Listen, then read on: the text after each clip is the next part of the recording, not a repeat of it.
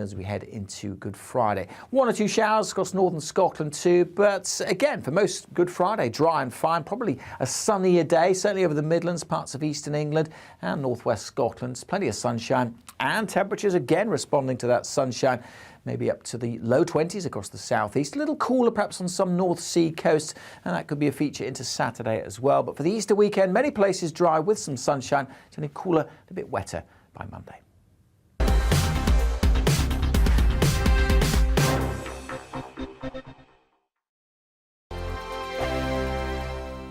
Hello, I'm Michelle Dewberry and you can join me every weekday 6 till 7 on Dewbs and Co. Me and my panel will get stuck right into the day's events, and I can tell you, in fact, I can warn you, expect some robust debates, some strong opinions and perspectives from both sides of the fence. It's about you at home as well. I love to read out all of your comments, or at least as many as I can. So join me, Michelle Dewberry, Monday to Friday, 6 till 7 on Dewbs and Co. On radio, they call it the drive time slot, 4 p.m. until 6 p.m. as listeners head home. It's that part of the schedule when the dust of the day's events begin to clarify, and we try to make sense of it for you. Brazier is drive time for radio and TV. It's fast, it's punchy, it's opinionated, there's a Brazier angle and a little bit of levity. That's the question. That's 2 questions, actually. That's Brazier, Monday to Thursday, 4 till 6 on GB News. Hello, I'm Patrick Christie's. And I'm Mercy Moroki. Make sure that you join us Monday to Thursday, 10 a.m. until midday, right here on GB News for To The Point. We're not afraid to talk about the topics that matter to you or the big topics that always matter. We cover absolutely everything, from the breaking political stories of the day to law and order, what's going on in the channel. We're not afraid to hold people to account. We always make sure we include your views on our show. Indeed, if you're thinking it, you can guarantee that we're saying it. So make sure you join the conversation with us, 10 a.m. until midday, Monday to Thursday for To The Point on GB News. I'm Dan Wootton. Join me Monday to Thursday from 9 to 11 for the feistiest and most fun news debate on TV, where free speech reigns. I'll bring you a sharp take on the day's biggest stories, bombshell newsmaker interviews, and A-list guests. And I guarantee you, no spin, no bias, no censorship, and no reason to go to bed. That's Dan Wootton tonight, Monday to Thursdays from 9 on GB News.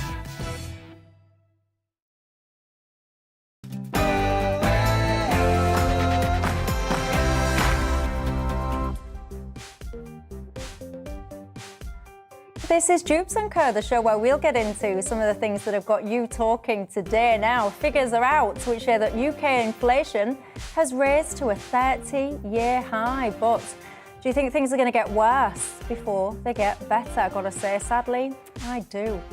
And the UN Refugee Agency has warned of their fears that the UK's scheme for Ukrainian refugees could be open to abuse by men looking to sexually exploit the refugees. Goodness me. Does our government need to do more? And anti-fossil fuel activists say that they will continue blockading oil terminals until they're jailed. Well, I say, can we hurry up and jail them then, please? But what about you? Do you support them, their cause? What about their methods? Fascinated to hear your views on that. And Greater Manchester's police chief has apologised for the failings surrounding the infamous grooming gang scandal. Today is not about Greater Manchester Police, but about those victims who, in the past, have been let down when they needed our help in the most traumatic and horrific circumstances. Yes, they have indeed been let down for years and years and years. And let me tell you now, if you're watching this at home thinking that this is a historic crime, this is a thing of the past, no. I assure you that this grooming situation goes on, I would hazard a guess, right across the country as we speak. Is an apology enough? Personally, I say no. Anyway, we'll have all that to come, but first, the latest news headlines.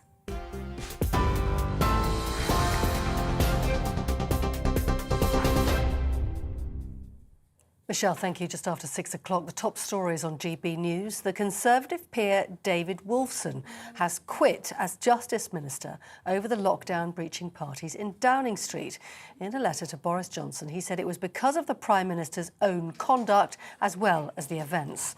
MP Nigel Mills is also calling for Boris Johnson's resignation. Mr Johnson His wife and Rishi Sunak were all fined by police for breaching COVID rules when they attended the Prime Minister's birthday gathering in June 2020. They've all apologised and confirmed the fines have been paid. Well, in other news today, the Prime Minister has welcomed the whole life sentence handed down to the terrorist who murdered the Conservative MP, Sir David Amess. Boris Johnson says we must never allow acts of evil to triumph over democracy. Passing sentence, the judge in the case said Ali Harbi Ali showed no remorse or shame for killing Sir David last October. Sir David's family described the murder as beyond evil. Long-time friend of Sir David, Anne Widdecombe, told GB News families need to look out for any signs of radicalisation. I would say to families, if you've got any suspicions, think of your relative as well. If you can't think beyond that to the victims, think of the relative. This is what's waiting for him. And that's why I'm glad he wasn't shot. He didn't get his martyrdom. This is what is waiting for them. Anne Widdecombe. Now, consumer news and households are feeling the pinch as the cost of food essentials rose sharply once again last month. The price of bread and butter shot up, along with other staples like milk and cooking oil. The cost of a bread loaf is now 5% more than it was a year ago. Overall inflation jumped to 7% in the year to March. Finance analyst at Hargreaves Lansdown, Sarah Cole, says the cost of living is going to get worse. April, we're going to get the impact of the energy price cap hike, which is really going to push things up. So we're about 7% in March, is expected to go up to about 8% in April. So that's going to be even more painful. And then it's likely to go up again in October. So the Office for Budget Responsibility is sort of looking at sort of around about 9% in the sort of last quarter of the year. So whilst things are tough now, they're actually going to get increasingly tough throughout the rest of the year. Sarah Coles. In international news, the United Nations chief says a humanitarian ceasefire in Ukraine does not seem possible at the moment. The UK has sanctioned, meanwhile, 178 Russian separatists for their support for breakaway regions in eastern Ukraine. The move has been coordinated with the European Union. Meanwhile, Moscow's bombardment of Ukraine continues, with the mayor of the southern port of Mariupol accusing Russian troops of using chemical weapons in the region. In his latest address, President Zelensky said Ukraine needs more weapons supplies to repel Russian forces. We have destroyed more Russian weapons and military equipment than some armies in Europe currently possess. But this is not enough. Russia still has the capacity to attack, and not only against Ukraine. Poland, Moldova, Romania and the Baltic states will become the next targets if the freedom of Ukraine falls. President Zelensky. Meanwhile, the UN Refugee Agency is warning the UK not to match Ukrainian women and children with single men. The UNHCR says there are some reports refugees are at risk from exploitation in the Homes for Ukraine sponsorship scheme. The government says attempts to take advantage of vulnerable Ukrainians is truly despicable. Councils are being instructed they must make at least one in-person visit to a sponsor's home before placing a family there. And Russia's invasion of Ukraine has pushed Finland and Sweden closer to joining NATO. Finland says it'll make a decision about whether or not to apply to the alliance, not in the next few months, in the next few weeks. Sweden's Prime Minister confirmed today it is one of the options on the table. The Kremlin has warned a further expansion of NATO won't bring stability to Europe. And Prince Charles is urging everyone to buy certified ocean-friendly products when they go shopping. In a pre-recorded video speech at the Our Ocean conference, the Prince of Wales warned the current threat to sea life is dire. The future king saying we need to tackle the problem of plastic pollution on a massive scale in a bid to tackle climate change itself. Those are the latest news headlines on TV, online and on your radio via DAB+. You're with GB News. Now time for Dewbs & Co.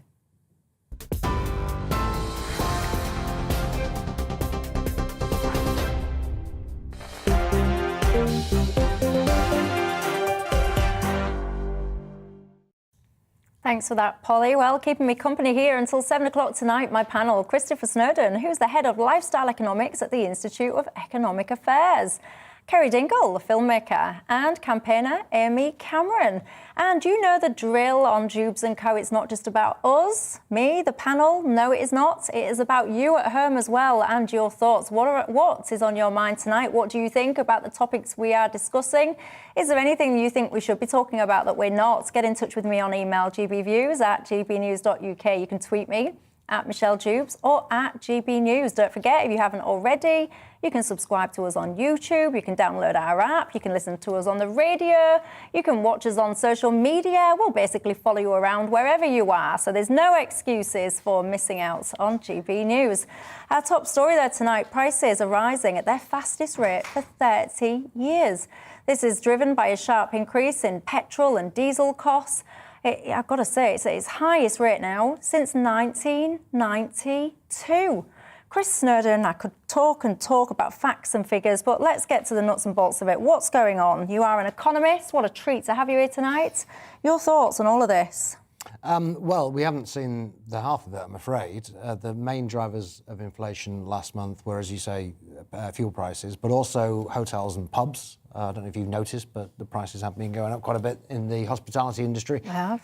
The next thing to really go up, I think, is going to be food. And this is something that's going to happen over the rest of the year because it takes a while for higher prices, particularly higher fertiliser prices. And world fertiliser prices have gone up 3 or 4-fold in the last year. But that you don't see the effect of that in food for a very long time. You know, you plant your crops last year, you harvest them this year, you then feed the barley to chickens and cows, and the price of meat goes up even later than that. So we've got that time bomb to look forward to, and also we've got the energy cap is probably going to be lifted again later this year. But the current energy cap, that's not actually reflected, is it? And correct me if I'm wrong, I bow to your knowledge, but the current energy cap came into force on the 1st of April. Yeah, we're talking about March's figures here. Yeah, it went up 54%, so that is not actually even factored in to this 7%. Exactly, it's just the petrol and diesel at the moment. So we've got higher food prices to come, we've got higher gas prices very clearly to come, home heating costs are going to go up.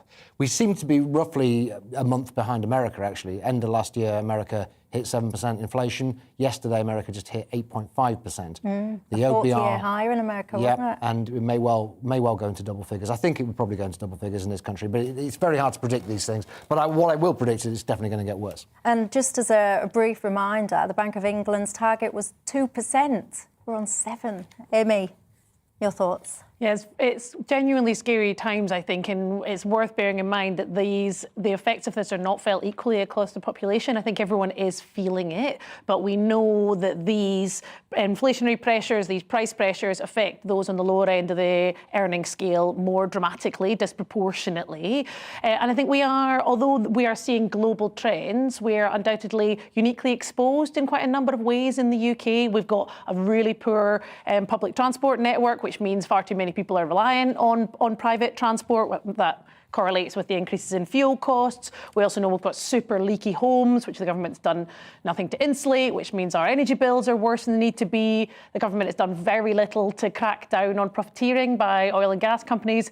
And I think as the situation gets worse and worse, the complete inadequacy of last week's spring statement becomes ever clearer. So little was done to support people on the lower end of the earning spectrum. And I think those people are going to face genuinely really scary times in the month ahead. And there is a need, and I think a real injustice in not seeing more action from government to protect those who are most vulnerable to these changes. Kerry, more action? Well, I think, first of all, I mean, Chris is right. Things are absolutely going to get worse. And Amy's right that it's going to hit people on the lower income scales. But I think it's a bit tautological to say that price rises cause A bit what? Price rises. Well, it's just saying... Tautological? Yeah. Price rises cause price rises. I think we should be more honest and have a serious discussion about the economic growth we need, because this inflation hasn't come from nowhere. The economy has been shut down for 2 years. Whole swathes of the productive sector were hit as a result, and so this should come as no surprise. And on top of that, we have the insanity of the net zero idea, which sadly Amy has gone along with, and those kind of politics which have added to the hike we're going to have in fuel prices within a month. The charity I run, our volunteers centre, the gas contract that's been quoted, and I've done all the comparison sites, is going from 3.7 pence per unit to 19.4 pence per unit. That's going from £4,000 a year to 10 grand a year. So we're going to have to shut because we just can't pay the gas bill when it comes. And how many small businesses are going to shut? That's a business gas price. And for homeowners, you know, it's horrendous. Yeah, and businesses, they don't have a cap, do they? You know, this off-gem thing, that's more residential than it is the business sector. Chris, what do you think the government should do more then? Well, I agree with Amy that the government should have, if this is what you're suggesting, I think it probably is, that they should have at least increased benefits by the rate of inflation. Yeah. And that would actually be quite a Thatcherite thing to do. It was Margaret Thatcher's idea in the early 80s. So hang on, so you think that benefits should rise by, currently, let's just say 7%? Yeah. But wages haven't increased by 7%. No, but you can either link benefits to wages, or you can link them to inflation. And Margaret Thatcher in the early 80s made a decision to link them instead of linking to wages, to link them to inflation. Now, what that means is when the economy is doing well and people are making more money, you tend to see a rise in inequality. But it also means that when you have recessions and hard times, the poor are essentially cushioned from a lot of that damage. I think that's a reasonable thing to do, and I think it's a shame that the Conservatives have moved away from that.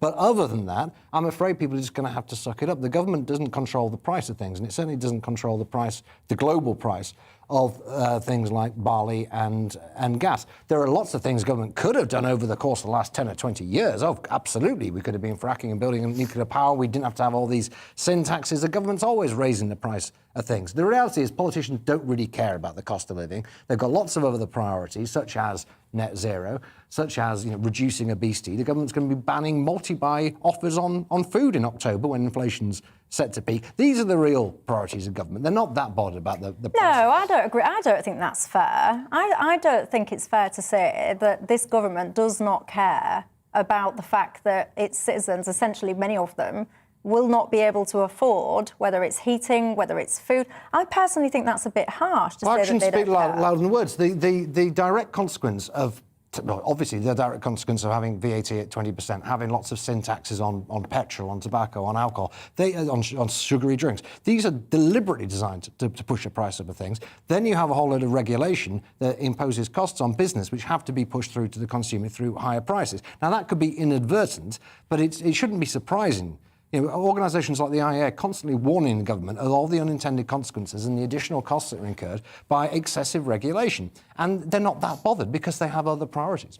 Kerry? I don't think you're wrong, Chris, with all the sin taxes and the obsession with all of those those things, but that's much more about our behaviour change and an obsession with changing our behaviour. Well, that's what they're more interested in, you see. Well, maybe. The real problem is one of omission, where they don't have a serious plan for economic growth. There isn't massive infrastructure investment or productive investment in other industry. That's what we don't see. That's where it's failed. They talk it every now and again when they've dealt with the north-south divide. But in general, that is not the obsession. Is a big infrastructure project. It's something, Michelle, but it isn't enough. And they still haven't admitted to what they've done to the economy for the last 2 years. I don't think lockdown should have happened. I think it was a disaster in waiting. And now you can't get over that by avoiding talking about what's really happened. Yeah, and I do think this whole lockdown thing, Kerry's got a point, Amy, and actually I would say that some in politics, if they had their way, I'd imagine that we'd still be locked down now if some people had the opportunity to have kept us locked down for longer. And one of the things that I worry about is that people have lost sight of the word consequence. So lots of people call for, more government support, more this, more that, more that, more that. But these things are not free.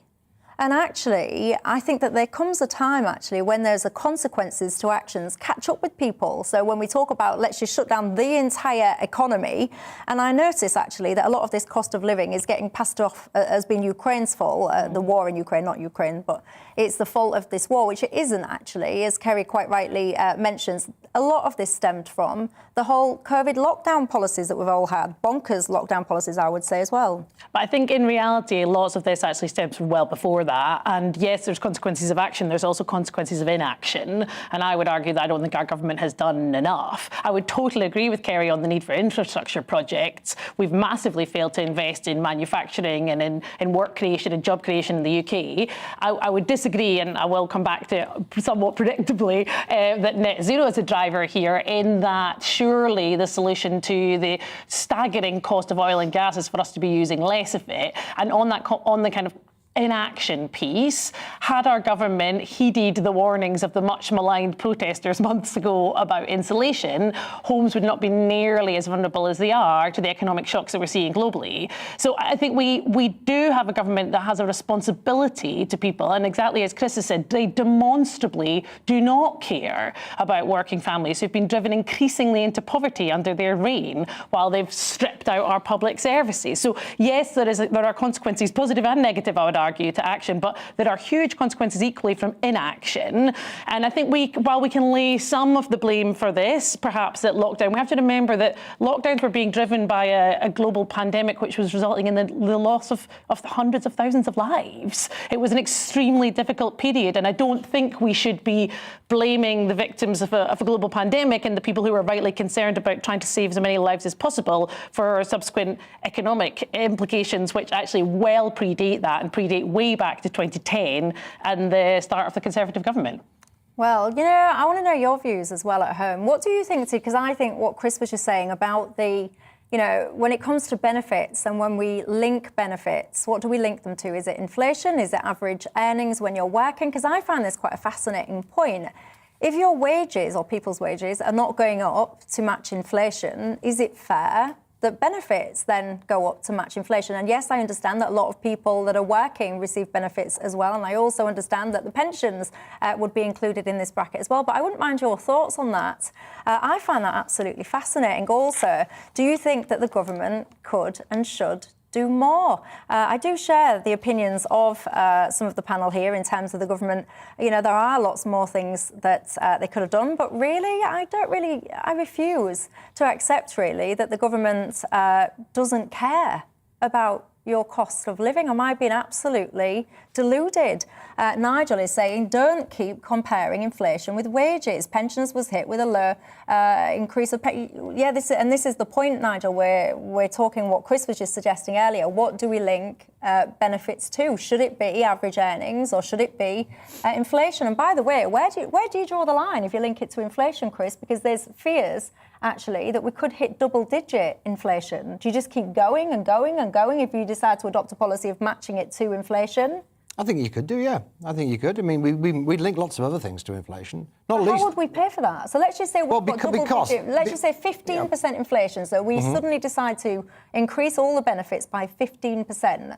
How would we fund that? Well, because the government is going to get a huge amount more tax revenue from inflation. The government really quite likes inflation. It's going to inflate away a lot of the debt. They're going to get more in VAT because prices are going to go up. And they're also going to get more in income tax because they're holding the thresholds for income tax. They're projected to get tens of billions of pounds more through taxation. Inflation is a stealth tax itself. It's the most stealthy of stealth taxes, and governments actually quite like it. So yes, they will be getting in more tax revenue, which means yes, they could be raising benefits by the rate of inflation. There's nothing actually unreasonable about that. What they're actually doing is, not freezing them, but cutting in real terms by a significant amount, cutting benefits while getting in more tax revenue as a result of the inflation. Jim's just said, your panellists, Amy, complained about the government not doing enough to pay for improvements to my house in terms of, for example, installation. Jim says, please can you ask her, why should the government pay for my home improvements? That's Jim. Sir, Amy, why should the government pay for Jim's home improvements, he wants to know? So it's a combination of things, right? One is that actually a huge investment in an insulation programme would result in a huge number of jobs, as well as being one of the most sustained ways that we could keep bills down. So I make no apology for the fact I think our government should be doing more to improve the quality of lives of our citizens, to tackle the climate emergency, to create sustainable jobs, to wean us off oil and gas, which leaves us so vulnerable to these global price shocks. So I've got no idea what your audience members' current financial position is, and I absolutely think the support should be targeted at those who need it the most. But investing in insulation would create thousands and thousands of jobs right across the country. Those jobs will still be created if people got paid for it out of their own pocket. We don't need the government paying for it to create all these jobs. If people are incentivised by these higher prices, which many people may well be, to A, cut down on their energy use, and B, insulate their homes better, then they'll do it. It makes financial sense. We don't need the government to... But it's way too high an upfront cost. I mean, if you looked yourself at insulating your home, yes, it is a sensible thing to do over the long term, but it's an exorbitant upfront cost right now. So if we could put in something which helped to ease off that initial upfront payment, could be in the form of a grant through which is paid back through your bill savings, I would be very open to that. But for far too many people, it's not possible. Also think about how many people are in flats or in shared buildings where the idea of insulating your home on your own is just practically impossible. We have a freeholder situation in England, which means it's impossible for many people to make the changes they need. I make no bones about calling on the government to invest in programmes which make people's homes warmer, create jobs and cut bills. I think that's absolutely the kind of thing our government should spend money on. Well, I've got to say as well, lots of people are writing in about the whole net zero thing. If you are excited to get into the net zero thing, hold your horses, because we will be talking about climate change and these Just Stop Oil protesters and all that kind of stuff coming up on the show in not probably about 10 minutes time. But Martin has emailed in saying, I'm new tonight. Good evening to you, Martin. You say you're listening and you say you find it absolutely crazy. You say that benefits should go up. Why are hard-working people going to pay for the non-working in society? He goes on to basically say there's many that have multiple generations in their lives that have never worked and believe that the country owes them a living. I've got to say, Martin, when it comes to the work shy, I agree with you. However, we do have to remember that some on benefits, their pensions are classed as benefits, and also, obviously, people with disabilities that can't work, etc. Anyway, do keep your thoughts coming in, GBViews at gbnews.uk. Tweet me at Michelle Dewbs or at GBNews. Going to take a quick break. When we come back, we'll be talking about this next story. The United Nations Refugee Agency is basically calling on the UK's government to do more when it comes to the Ukrainian refugee programme. Why? Well, to stop British single men basically hitting on Ukrainian women. Goodness me, we'll have that and more after the break.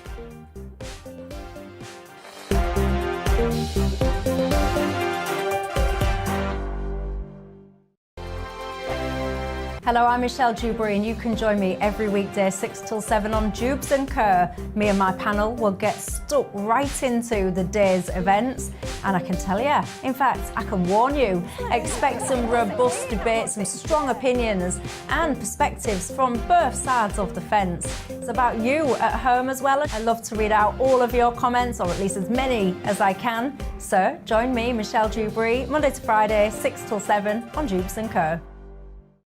On radio, they call it the drive time slot, 4 p.m. until 6 p.m.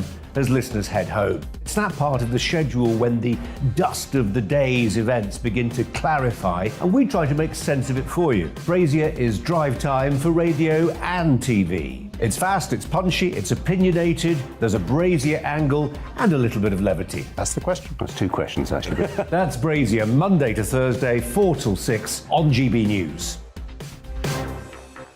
Hello, I'm Patrick Christie's. And I'm Mercy Moroki. Make sure that you join us Monday to Thursday, 10 a.m. until midday, right here on GB News for To The Point. We're not afraid to talk about the topics that matter to you or the big topics that always matter. We cover absolutely everything, from the breaking political stories of the day to law and order, what's going on in the channel. We're not afraid to hold people to account. We always make sure we include your views on our show. Indeed, if you're thinking it, you can guarantee that we're saying it. So make sure you join the conversation with us, 10 a.m. until midday, Monday to Thursday for To The Point on GB News. I'm Dan Wootton. Join me Monday to Thursday from 9 to 11 for the feistiest and most fun news debate on TV, where free speech reigns. I'll bring you a sharp take on the day's biggest stories, bombshell newsmaker interviews, and A-list guests. And I guarantee you, no spin, no bias, no censorship, and no reason to go to bed. That's Dan Wootton tonight, Monday to Thursdays from 9 on GB News.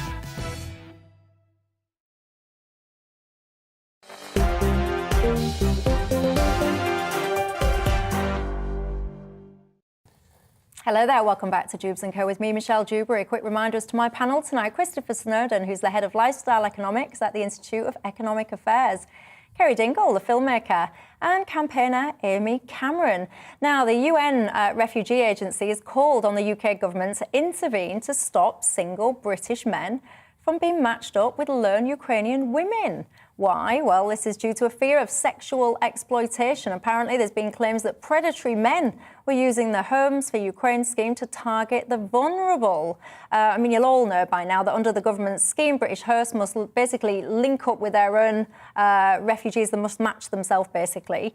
Kerry, what do you think to this? I think it's an absolutely outrageous slur. You know, we had this a few years ago with the UN ambassador. What is? That guys are hitting on women? Yeah, I think it's an absolute slur. The idea that, you know, misogynistic men across Britain are lining up to try and get young, cute Ukrainian refugees to stay in their homes. I mean, it's such a nonsense. We've had thousands and thousands of families in the UK putting forward their homes to house refugees. We've had incredible, embarrassing sloth from the government and bureaucracy. Because in fact, and I know this because I've been fundraising to bring a couple of young people over, and one of them, the boy, has got his right to travel. The girl hasn't, precisely because of the amount of inspections. Every single council has to inspect every single home to see it's appropriate. And then anyone in that house has to go through a DBS check, you know, a barring service check, police check, to make sure they're OK. So that's all already happening. Has massively slowed down anyone getting here. And this is yet another excuse. We had the UN do this with an ambassador a few years ago when they said all of Britain is racist. Now, Britain is, you know, awash with misogynist, predatory men. They even said in this report that Interestingly, it was a safeguarding officer for an NGO whose job it is to make out that this stuff is absolutely everywhere, saying that the refugee scheme was like Tinder for sex traffickers. I think we should really object to this. There's no proof. And of course, you'll get the odd troll on Facebook or on social media saying something stupid like, sure, you can come and share my bed. There's always going to be a few idiots out there. But I think it's also suggesting that Ukrainian women are so stupid that they'd go along with sexist blokes, when if the Ukrainian women I know would give them a really, really hard time. Yeah, I mean, to be fair, I think it's in the Times newspaper, Chris. They've done an undercover investigation, and they've referenced some of the comments, for example, that they've received posing as a Ukrainian lady. They've had men saying, you know, you can share my bed. Are you married? Are you single? Are you looking for whatever? You know, so it is happening. And actually, I don't mean to be offensive, because before I need to put a caveat on, this is not all men, before men start writing in saying, what are you doing, undermining us? But there will absolutely be some men that sit there thinking, fantastic. There's an opportunity to get a single woman, a vulnerable single woman in my house. And Kerry, I actually think that some people will take advantage of that. Chris, am I wrong? I do agree with you, actually, Michelle. I think this is a scandal waiting to happen. Obviously, the vast majority of people are going to take in refugees in good faith. But, I mean, it can't be denied there are people out there who will try and exploit this situation. It might not happen very often, but I would be amazed if it doesn't happen at all. And therefore, you know, then what happens? You know, then the social services, local councils all get blamed for it. What were you thinking, putting in single women with these blokes? I mean, they're not all women and children, these refugees. Men over the age of 60 can come over. Can't we just give these single men an old bloke to live with? Well, yeah, you'd imagine so. Amy? Yeah, I totally agree. The government has taken a kind of, you already referenced it, Michelle, but a sort of shockingly hands-off approach to this matching scheme so far. They have this week launched a sort of government-backed version of the matching, but to date we've taken in 12,000, I think as of a couple of days ago, 12,000 Ukrainian refugees, because our process is completely incompetent. And I think what it reflects is that for years the Home Office has been working towards a system of making entering the UK increasingly increasingly hostile. And you see that playing out now because we're not able to quickly mobilise to help people in need. And I would totally disagree with Kerry that I'm sure that many strong Ukrainian women would, under normal circumstances, not go anywhere near any of these men with a barge pole. These women should not be having to even deal with advances like that in a context like this. For it to be a requirement that people match themselves before they can apply for a visa while fleeing a war zone just seems completely nonsensical. And I do think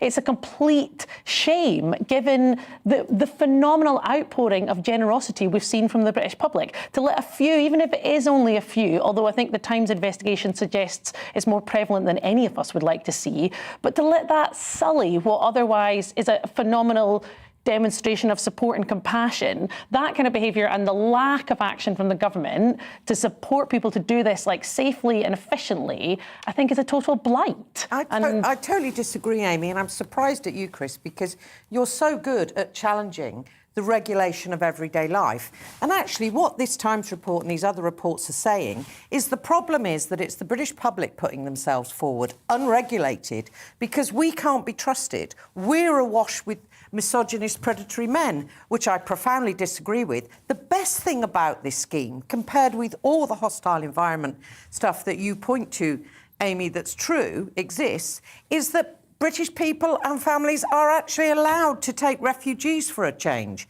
except the government and the bureaucracy and actually the inspections and the DBS checks and the complete mess that this system is preventing that happening. And the idea that a few backward comments by trolls on social media means that this should be stymied and we need a new system, which is what they're calling for, a new regulated refugee system, you can imagine it means that even fewer refugees will ever get here. And I would say to people, look, British families are really well-meaning and enthusiastic and want refugees to be able to come here.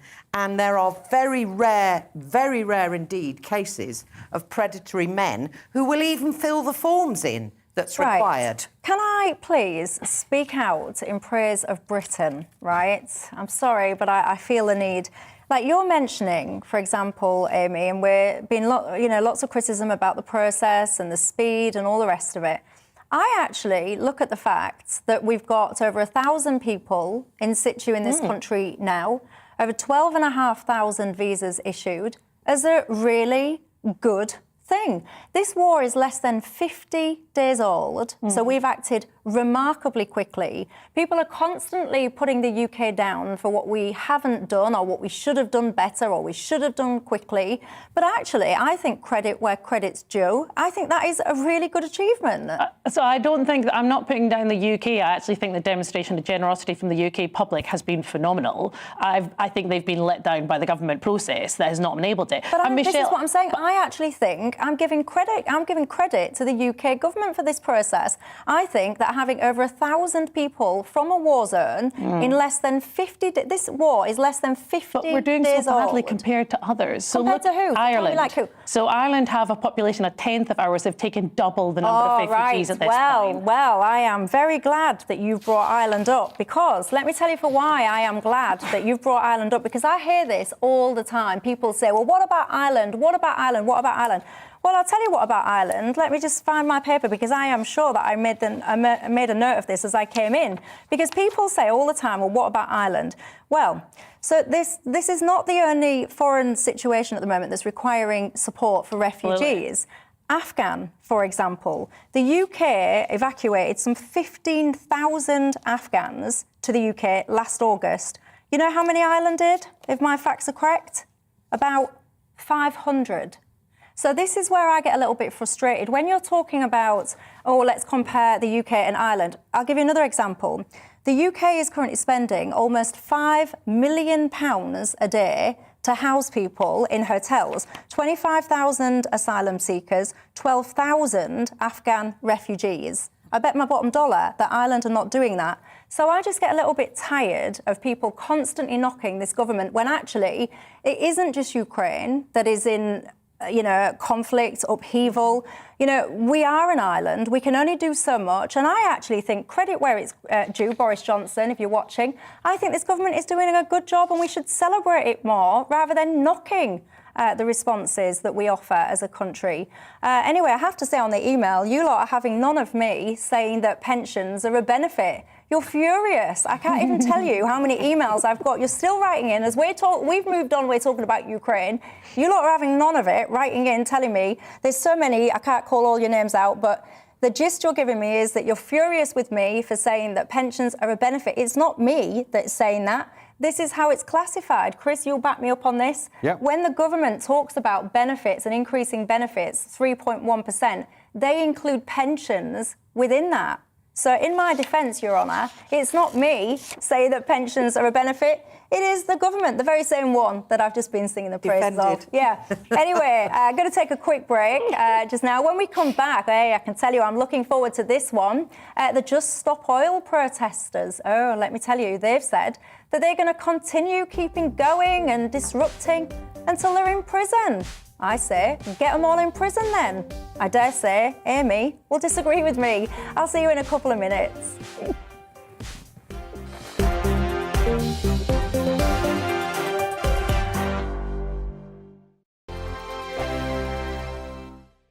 Hello, I'm Michelle Dewberry, and you can join me every weekday 6 till 7 on Dewbs and Co. Me and my panel will get stuck right into the day's events, and I can tell you, in fact, I can warn you, expect some robust debate, some strong opinions and perspectives from both sides of the fence. It's about you at home as well. I love to read out all of your comments, or at least as many as I can. So join me, Michelle Dewberry, Monday to Friday, 6 till 7 on Dewbs and Co. On radio, they call it the drive time slot, 4 p.m. until 6 p.m. as listeners head home. It's that part of the schedule when the dust of the day's events begin to clarify, and we try to make sense of it for you. Brazier is drive time for radio and TV. It's fast, it's punchy, it's opinionated, there's a Brazier angle and a little bit of levity. That's the question. That's two questions, actually. That's Brazier, Monday to Thursday, 4 till 6 on GB News. Hello, I'm Patrick Christie's. And I'm Mercy Moroki. Make sure that you join us Monday to Thursday, 10 a.m. until midday, right here on GB News for To The Point. We're not afraid to talk about the topics that matter to you or the big topics that always matter. We cover absolutely everything, from the breaking political stories of the day to law and order, what's going on in the channel. We're not afraid to hold people to account. We always make sure we include your views on our show. Indeed, if you're thinking it, you can guarantee that we're saying it. So make sure you join the conversation with us, 10 a.m. until midday, Monday to Thursday, for To The Point on GB News. I'm Dan Wootton. Join me Monday to Thursday from 9 to 11 for the feistiest and most fun news debate on TV, where free speech reigns. I'll bring you a sharp take on the day's biggest stories, bombshell newsmaker interviews, and A-list guests. And I guarantee you, no spin, no bias, no censorship, and no reason to go to bed. That's Dan Wootton tonight, Monday to Thursdays from 9 on GB News.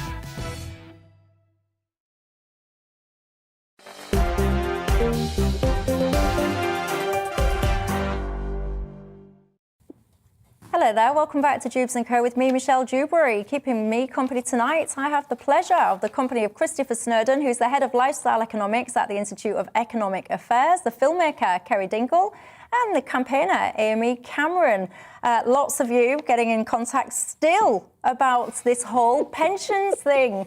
I know, you've worked, you've earned your money. As I said before the break, it's not me saying it, it's the government. When it comes to Ukrainian refugees, Gary says, Michelle, I am fed up with being classed the lowest of the low. Majority of men in this country are decent people, and I am sick to death of being painted in the wrong light. Where, he asks, have the standards gone? I don't know, Gary. Maybe some of those guys that are indeed propositioning some of these women could answer that question for us. Right, let's move on, shall we? Anti-fossil fuel activists, Just for Oil, have vowed to continue blockading oil terminals until they are jailed. I've got to say, there were more arrests in Essex today after members of the Extinction Rebellion offshoot basically climbed on top of and glued themselves to oil tankers at Purfleet terminals. Good job I'm not an oil tanker driver, by the way, because I'd probably drive off with them on top of it, and that would make them think twice, wouldn't it? As I said, not a good idea that I'm not a driver. Amy Cameron, what do you think to all of this? I've been looking forward to this segment. I think I might be somewhat outnumbered. I guess I'll find out. I guess I'll find out. So I think, first of all, it is important to say that actually the AA have said there has been very little disruption in terms of availability of petrol and diesel. And what disruption there has been, they think, has been largely driven by panic buying because of the media coverage of said disruption. So I think that's just worth flagging because I don't want to contribute further to panic buying. Secondly, I think we have this interesting situation at the moment where it's sort of the equivalent of filing a noise complaint about a fire alarm. Yes, it's undoubtedly annoying, but if it's trying to draw your attention to a bigger problem which could be addressed, then in the round, I feel like it is worth it. I am someone who's campaigned on climate for quite a long time now, and I can reassure you that we have tried all of the recommended channels. We have signed petitions. We have gone on marches. By the way, are you part of these protests? No, I'm not. I'm here tonight. I'm not part of having a day off today, though, or something. I'm not part of Extinction Rebellion, no, but I would count myself as part of the kind of wider climate campaign movement, whatever you want to call it. And we have tried. We've tried over years, meeting with MPs, lobbying government, signing petitions, going on marches. And the reality is the situation hasn't stayed the same. It's got actively worse. So I do have a huge amount of sympathy with campaigners who feel like they've been left with no choice. It does feel rubbish to be stigmatised like this in the media. They receive a lot of hate online, in person, and that feels rubbish. The reason they do it is because what feels more rubbish is to do nothing in the face of such a scary, scary prospect as climate change, which the vast majority of the public are extremely concerned about. What these protesters Hang on, just hold that thought. Very quickly, Amy just said the vast, what did you say? What was your vast majority of the public are worried about climate change. The vast majority of the public are worried about climate change. Do me a favour, if you're watching, you are indeed the public, get in touch with me. Tell me, are you worried, vastly worried about this? GBViews at gbnews.uk, at Michelle Dewbs, at GBNews Twitter, as you were, sorry. No, that's fine. Government run polling on this regularly, and we've seen record levels of concern about climate change. It's up over 80% of the public say they're worried about it. So that is just objectively true. And I think what we have to remember is that the demands that these protesters are making are not radical. They are asking for no new oil and gas extraction. That's the same thing the International Energy Agency have called for. It's the same thing the government's own scientific advisors have called for. These are reasonable demands, not radical demands, in the face of a genuinely terrifying future. So, again, I come back to that idea that, yes, it might be annoying in the same way that your neighbour's fire alarm is annoying, but you suck it up because it's drawing your attention to a bigger problem.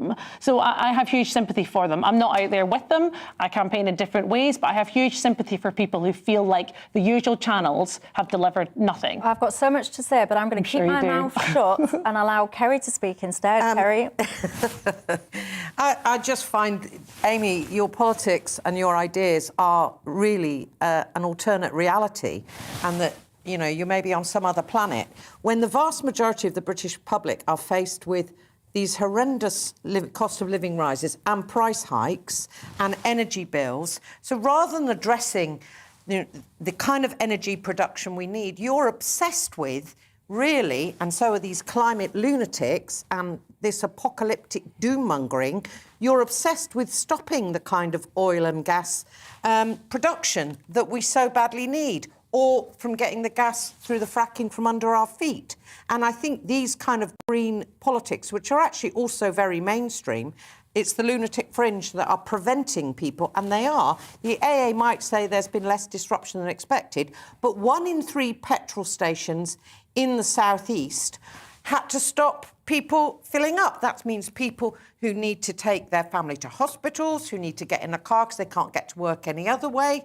That means ambulances. That means people's normal lives are screwed by these kind of protesters who think they're holier than thou and are into saving the planet at the expense of the poor. And sadly, for years now, I've campaigned against this green nonsense because it's screwed up the lives of people in the developing world. Now it's screwing up the lives of people here, and we shouldn't tolerate it. Chris Snowdon?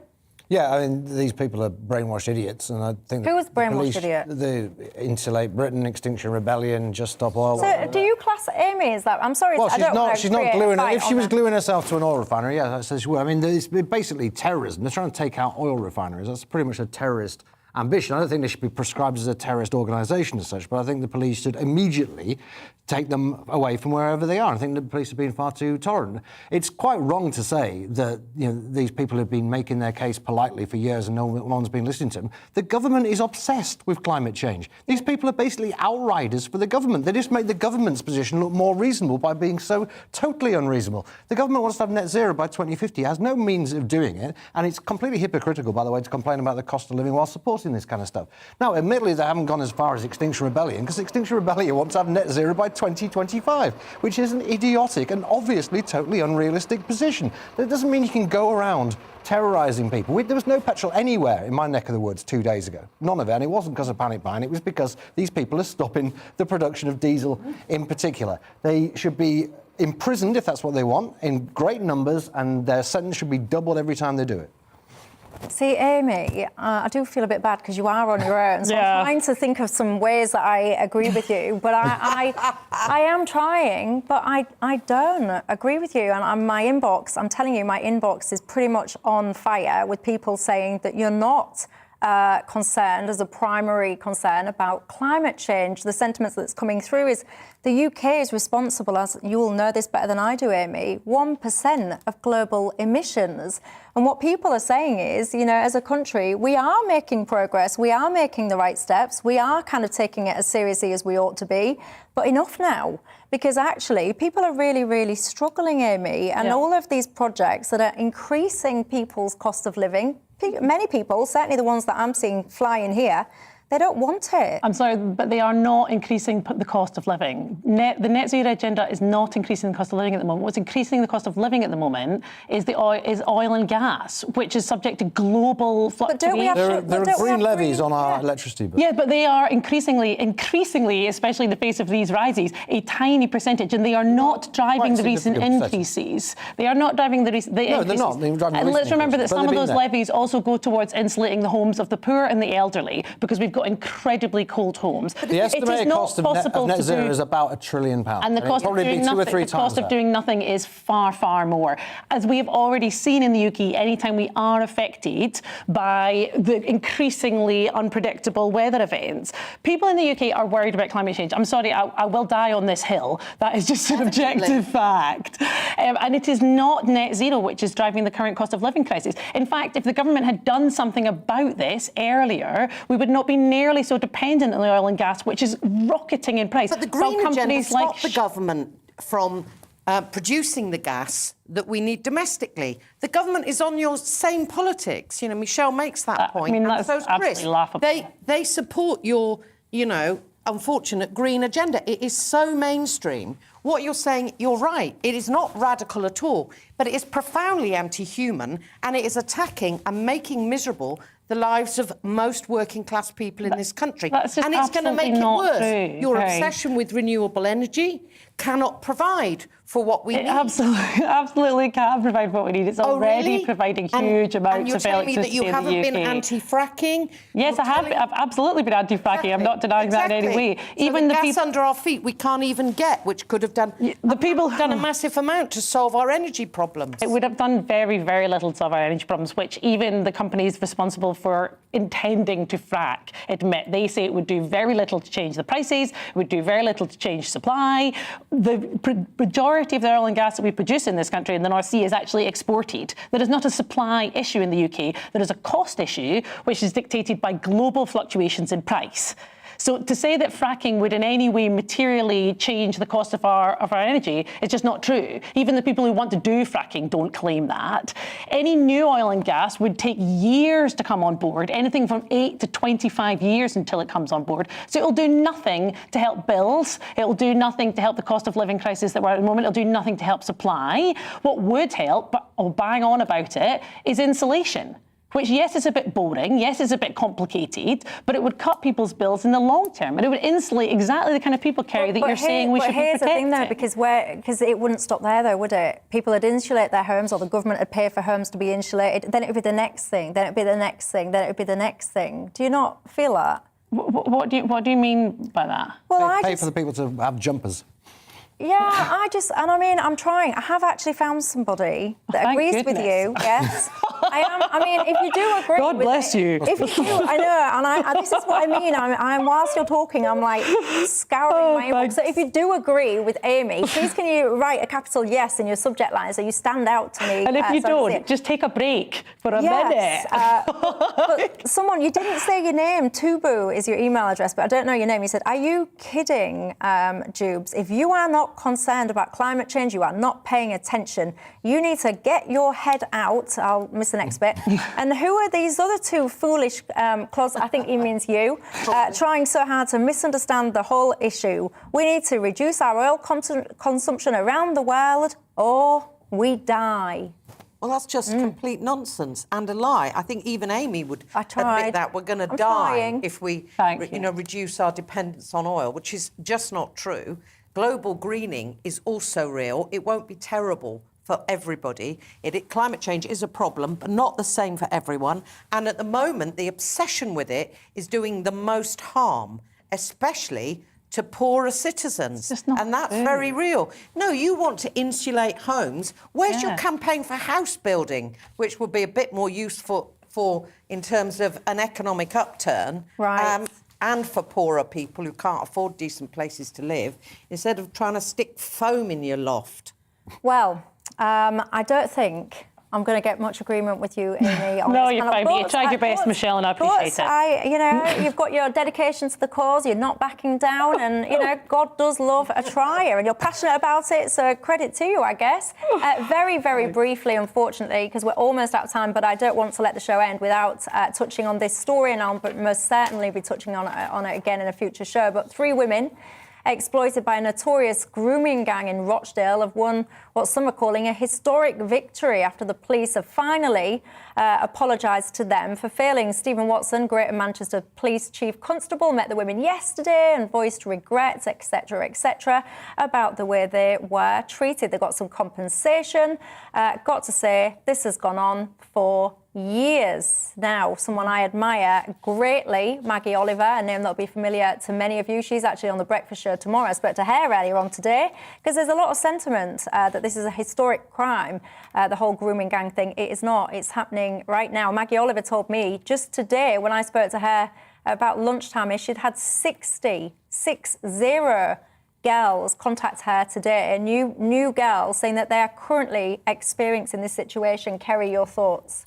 Well, I have to say good on Maggie Oliver. Without her, I don't think we'd even have got the cases of these 3 women, and they're just 3, taken seriously, or they wouldn't have got the compensation or the apology, totally inadequate apology, in my view, that they have got. And I do think, you have to ask, have the lessons really been learned? Nobody can still utter the words grooming gangs of predominantly British Pakistani men. It can't be said. But hang on, no, because I need to pause, because you've just said, you went, oh, God, when she said that. Why? Because if only grooming was limited to one ethnic group, if what it is a situation of men who have power taking advantage of women who are all too frequently ignored. Oh, do you know, right, because this is, I'm really trying to keep my mouth shut. This is, what you've just done then is Kerry is highlighting there is absolutely a situation where predominantly Pakistani men have abused and groomed predominantly white working class girls, abuse them in the most inhumane way, degrading way. Absolutely. There has been so many awful things happen to these girls. They've been disbelieved. And Kerry, you are spot on that people cannot say this for what it is. It is predominantly Pakistani men selecting these women, these girls, because of their skin tone. And it is it's a shame, actually, on our society that is not acknowledged. And when you just kind of broaden it out and say, well, it's not all this and all that, that's wrong. Surely you must concede that is predominantly what's going on in this situation. I absolutely would agree that vulnerable young women have been taken advantage of. I think that happens right throughout society. I think we know that because we've seen that time and so sadly time again. Young, vulnerable women not being agreed with, not being supported, not being backed. And I think to try and narrow it down to one racial group is just extremely unhelpful and ignores the much wider problem of exploitation of young women. That is pretty much all we've got time for. I don't think that narrowing it down to one group is unhelpful. I think narrowing it down to one group in this instance is extremely accurate. I will be coming back to this topic going forward, I can assure you. Maggie Oliver will be on The Breakfast Show tomorrow talking about it. For now, that's all we've got time for, unfortunately. Have a good evening. I'll see you tomorrow.